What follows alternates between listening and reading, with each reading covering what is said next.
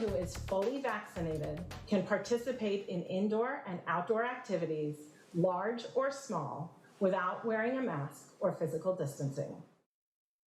So, fully vaccinated Americans can now drop their masks and social distancing in outdoor situations, indoor situations as well, according to the CDC. You can tell CDC Director Dr. Rochelle Walensky reading from a script there. She also says that fully vaccinated people entering spaces where they don't know the vaccination status of others, like at concerts, need not worry and can still be there maskless.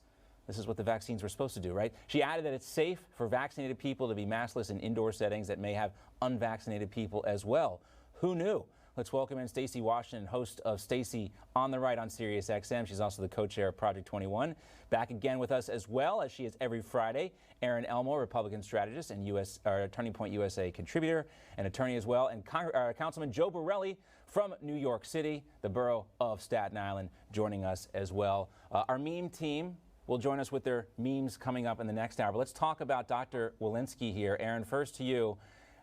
I got a very kind of terrorist message vibe from this video, especially considering the guidance has been all over the place. And, it doesn't seem to me that Dr. Walensky's making the calls over there at the CDC. She's reading from somebody who's given her these scripts. Well, what changed? That's what I really want to know. Were there numbers that were down? Were there certain metrics that we should be following? There is no reason why this was just a light switch flip and everyone is allowed to be quote unquote free again. And by the way, sane people have been going outside and inside without masks for some time now. So really, is this science? Is this truth?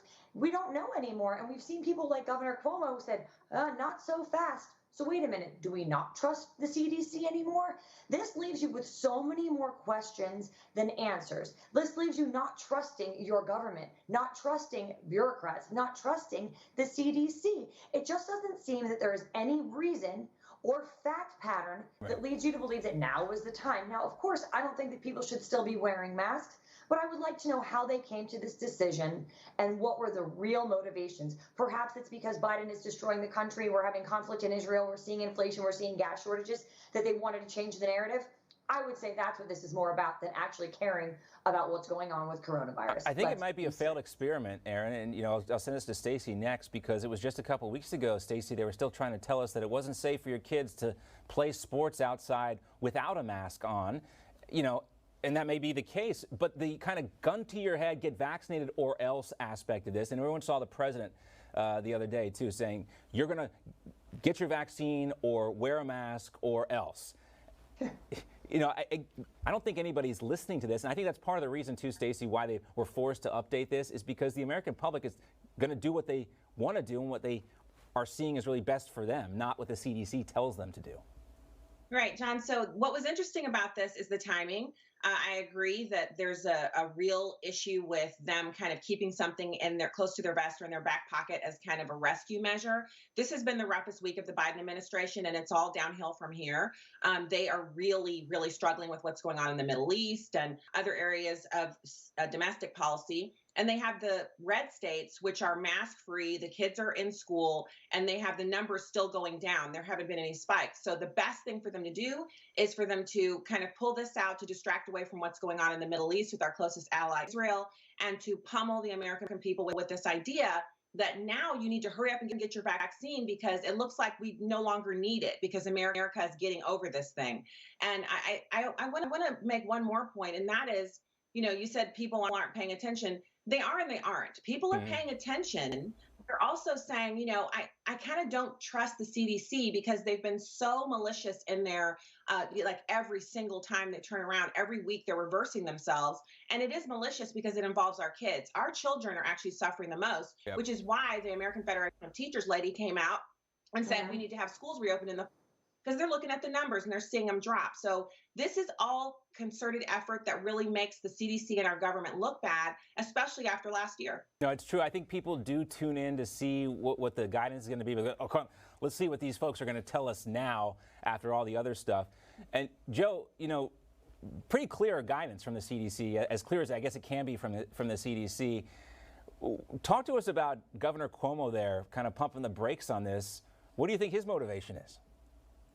Well, it's impossible to view whatever's happening on coronavirus outside of the context of the fact that he is under a daily bombardment of impeachment investigations, attorney general investigations, federal investigations into his criminal and unethical behavior. And he has used these little stick and carrot moments with COVID to sort of take the heat away from whatever was happening in his personal and private life. And this is none of this is going to happen. I mean, this is why he's doing it, right? You have someone who said trust the science the whole time. When the science isn't giving him a political advantage, suddenly he's saying don't trust the science, trust the Cuomo. Unfortunately, the Cuomo is the guy who ended up killing so many people in nursing homes, sexually harasses his staffers, cover up his own mistakes to sell books, and the list goes on and on and on. I do think the broader picture, though, is that the CDC is just reacting to what's happening regardless of what they say. In the beginning, when COVID was new, or even during the second wave, when a lot of people actually did get sick, you had people afraid. They knew their neighbors. They knew someone was sick. They knew people were contracting the disease. Now, less people are. A lot of people are vaccinated. The fear is not there. And the CDC can't really keep people in check with fear when they can see with their own eyes that they're less likely to get COVID. Yeah, you think about fear, and we're supposed to trust the vaccines. We got 2 reports of high-profile folks getting vaccine and then testing positive for COVID. Bill Maher, his show on HBO has been canceled tonight. They tape it every Friday. Unfortunately, Joe's appearance there has been canceled as well. I'm just kidding, but Joe would be a great guest on Real Time with Bill Maher. And also, New York Yankees shortstop Gilbert Torres also tested positive after getting the vaccine. So, Aaron, Joe's right. They're trying to kind of scare us into getting the vaccine. But, stuff happens. These reports are not uncommon, but they haven't been honest with us in the first place. So little setbacks like this look like a much bigger deal when the CDC is playing with our emotions instead of being honest with us about the facts and the science. Well, when we see dishonesty with science regarding COVID, you should expect that there might be dishonesty with the vaccine, and that creates distrust in the process. We also know that there hasn't been this transparency, and the American people are slightly fearful. I personally don't plan on getting the vaccine because when I was in law school, I remember reading about thalidomide and other drugs that were rushed through and had long-term implications thereafter. I'm not telling anyone how to live their life or what to do, but I do think that we should ask questions of our doctors, ask questions of our medical professors, or medical professionals rather, and ask the questions and expect honesty and transparency. And what this is showing us is, wait a minute, we don't have the whole picture. We don't have the whole story. What is going on?